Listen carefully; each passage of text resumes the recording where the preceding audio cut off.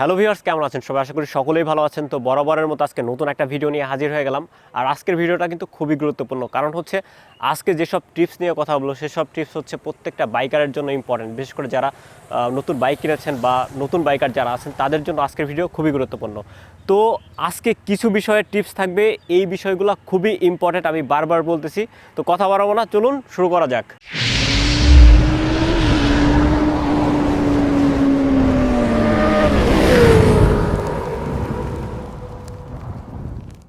তো ভিউয়ার্স, আজকে যেই ব্যাপারগুলো নিয়ে কথা বলবো সেটার প্রথম যে জিনিসটা আসবে সেটা হচ্ছে যে আইডল আরপিএম কি, তারপরে যে জিনিসটা আসবে হচ্ছে প্লাগ কি, তারপরে যেই জিনিসটা আসবে সেটা হচ্ছে চোখ। মানে কমন যেই টিপসগুলো আছে সেই টিপসগুলো নিয়ে কথা বলবো। ধরুন আপনি কোথাও বাইক নিয়ে চলে গেলেন, হঠাৎ করে আপনার বাইকটা বন্ধ হয়ে গেল, তো তখন বন্ধ হলে আপনি কি করবেন? তো কিছু টিপস আপনাকে ফলো করতে হবে, আর এই সব টিপস যদি ফলো করেন সেক্ষেত্রে আপনার বাইকটা সহজেই কিন্তু স্টার্ট নিয়ে নেবে। তাছাড়া ধরুন আপনার বাইকটা স্টার্ট অবস্থায় বারবার বন্ধ হয়ে যাচ্ছে, তো সেক্ষেত্রে আপনি কি করলে এই বাইকটা বারবার স্টার্ট বন্ধ হবে না? তারপরে ধরুন আপনি সকালবেলা বাইকটা স্টার্ট করবেন, বাইকটা স্টার্ট নিচ্ছে না, তো সেক্ষেত্রে আপনি কি করবেন? তো এই যে ছোট বিষয়ের যে টিপসগুলো আছে এই টিপসগুলো বলবো এবং আমি প্র্যাকটিক্যালি দেখানোর ট্রাই করব। তো চলুন আমরা প্র্যাকটিক্যালি বিষয়গুলো দেখে নেই। তো ভিউয়ার্স, এখন যে ব্যাপারটা নিয়ে কথা বলবো সেটা হচ্ছে বাইকের প্লাগ। ধরুন আপনার বাইকটা কোথাও যে হঠাৎ করে বন্ধ হয়ে গেছে, তো বন্ধ হওয়ার পর আপনি কি করবেন? তখন হচ্ছে আপনাকে কি করতে হবে, প্রাথমিক অবস্থায় আপনাকে কি করতে হবে, প্লাগটা খুলে চেক করতে হবে, অর্থাৎ প্লাগে ময়লা আছে কিনা। আর এই প্লাগটা হচ্ছে আপনি নিজেই খুলতে পারবেন।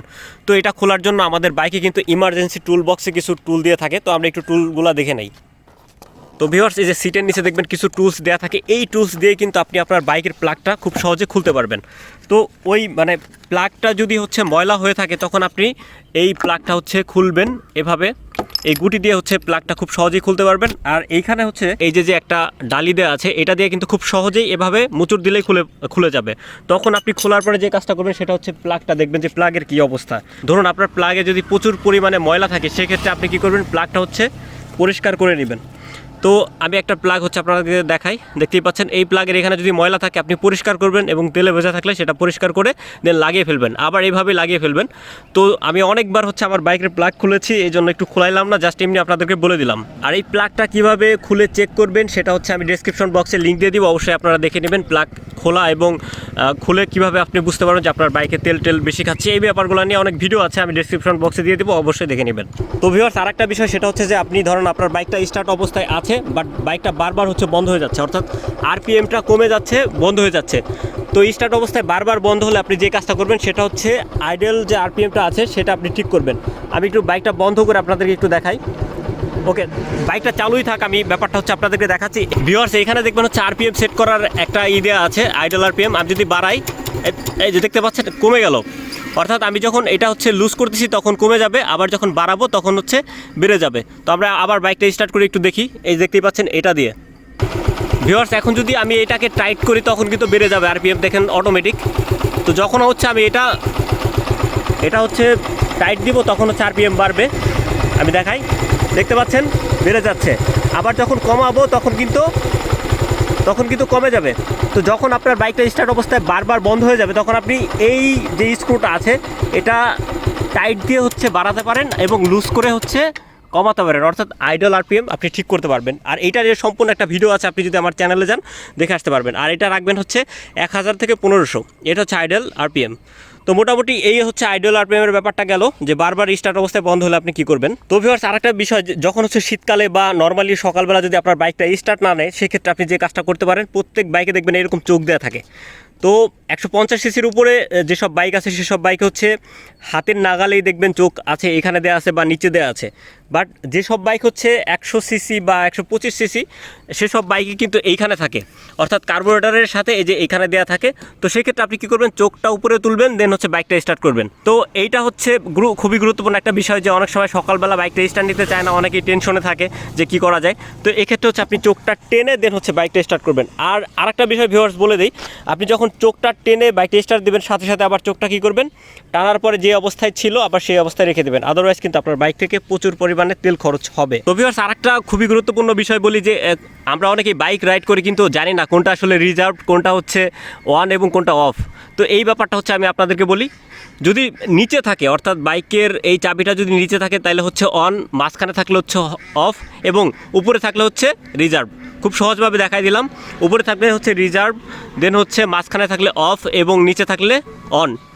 তো এটা হচ্ছে খুবই কমন একটা বিষয়, অনেকেই জানেন, অনেকেই জানেন না। তো যারা জানেন না তাদের জন্য এই ব্যাপারটা, নিচে অন, মাঝখানে হচ্ছে অফ এবং উপরে হচ্ছে রিজার্ভ। তো ভিউয়ার্স, আর একটা টিপস হচ্ছে, অনেকেই বাইকটা রাইড করেন, দেখবেন হচ্ছে সামনের চাকাটা জ্যাম থাকে। তো সামনের চাকা যদি জ্যাম থাকে সেক্ষেত্রে আপনি কি করবেন, এটা নিয়ে একটা ভিডিও আছে, ডেসক্রিপশন বক্সে থাকবে। তারপর আমি একটু বলি, এইখানকার রাবারটা তুলবেন, এই রাবারটা তুলে একটা স্ক্রু আছে, এখানে একটা পাইপ দিয়ে তেলটা বের করে দিবেন, আর হালকা এখানে কাপড় দিয়ে একটা বাড়ি দিয়ে দিবেন, অর্থাৎ কাপড় লাগিয়ে হাতুড়ি দিয়ে একটা বাড়ি দিবেন, দেখবেন যে চাকাটা ফ্রি হয়ে গেছে। তো ভিউয়ার্স, যাদের ড্রাম ব্রেক আছে, বাট ব্রেক হচ্ছে হার্ডভাবে ধরতেছে না, তখন কি করবেন? তখন হচ্ছে আপনি যে কাজটা করতে পারবেন সেটা হচ্ছে, আপনি এই যে এটা হচ্ছে একটু ধাক্কা দিবেন, এটা ধাক্কা দিয়ে দেন হচ্ছে, হ্যাঁ একটু ধাক্কা দিবেন, এই যে এই নাটটা হচ্ছে টাইট দিয়ে দিবেন। এই নাটটা যদি টাইট দেন তাহলে আপনার বাইকের ব্রেকটা খুবই ভালো ধরবে। অর্থাৎ আপনি যখন ধাক্কা দিয়ে এটা টাইট করবেন তখন হচ্ছে ব্রেকটা ভালো ধরবে, আর যখন লুজ করবেন তখন হচ্ছে ব্রেকটা মানে হচ্ছে কম ধরবে। তো এটা হচ্ছে খুব কমন একটা বিষয়, অনেকেই টেনশনে থাকেন বা অনেকের কাছে নিয়ে যান যে আমার বাইকের ব্রেকটা কাজ করতেছে না। তো এই কাজগুলো হচ্ছে আপনি নিজেই করতে পারেন। আর একটা কথা ভিউয়ার, যখন আপনার বাইকের ড্রাম ব্রেক আছে, ভিতরে দেখবেন যে অনেক শব্দ হয়, মানে এক ধরনের হর্নের মতো শব্দ হচ্ছে, তখন আপনি যে কাজটা করবেন, খুব জোরে ব্রেক করবেন, অর্থাৎ 15 থেকে 17 বা 20-25 স্পিডে রেখে খুব স্পিডে ব্রেক করবেন বা হার্ড ব্রেক করবেন, দেখবেন যে ভিতরের সাউন্ডটা চলে গেছে। তো ভিউয়ার্স, আরেকটা কমন সমস্যা যেটা অনেকেই হয় কি, যে বাইকটা ধোয়ার পরে বা অনেক সময় আপনি বাইকটা রাইড করতেছেন, তারপরে হচ্ছে পিক আপটা ছেড়ে দেয়। তো পিক আপ কেন ছেড়ে দেয়, এই বিষয় নিয়ে সম্পূর্ণ একটা ভিডিও আছে, এটার লিঙ্কও আমি ডেসক্রিপশন বক্সে দিয়ে দিব। তারপরে হচ্ছে আমি আপনাদেরকে একটু জানাচ্ছি, সেটা হচ্ছে যে দেখবেন কার্বোরেটরের নিচে একটা নাট আছে, এই যে এটা খুলে দিবেন, সম্পূর্ণ তেলটা শেষ করে দিবেন, তারপর আবার লাগিয়ে ফেলবেন। তখন হচ্ছে আপনার বাইকটা আশা করি যে স্টার্ট নেবে এবং পিক আপটা ছেড়ে দিবে না। বাট যদি আহামরি অনেক বড় সমস্যা হয়, সেক্ষেত্রে কার্বোরেটরটা ক্লিন করতে হবে, ট্যাঙ্কটা ক্লিন করতে হবে, আদারওয়াইজ কিন্তু সমস্যা থেকে যাবে। তারপরে আরেকটা জিনিস আছে ভিউয়ার, সেটা হচ্ছে যে আপনার বাইকের এই যে ওভারফ্লো যে পাইপটা আছে, তেল যদি ওভারফ্লো করে, অর্থাৎ নিচ দিয়ে যদি তেল পড়ে, সেক্ষেত্রেও কিন্তু আপনি এই নাটটা লুজ করার পরে হচ্ছে আপনার যদি তেলটা ফেলে দেন, তাহলে এই সমস্যাটার সমাধান হয়ে যাবে। তারপর হচ্ছে ভিউয়ার্স, আর একটা জিনিস আছে, সেটা হচ্ছে আপনার বাইকে এই ওভারফ্লো পাইপ দিয়ে তেল পড়তেছে, বাট ইঞ্জিনে যদি কাঁচা তেল ঢুকে থাকে, অর্থাৎ বাইকটা স্টার্ট নিচ্ছে না, তখন আপনি কি করতে পারেন?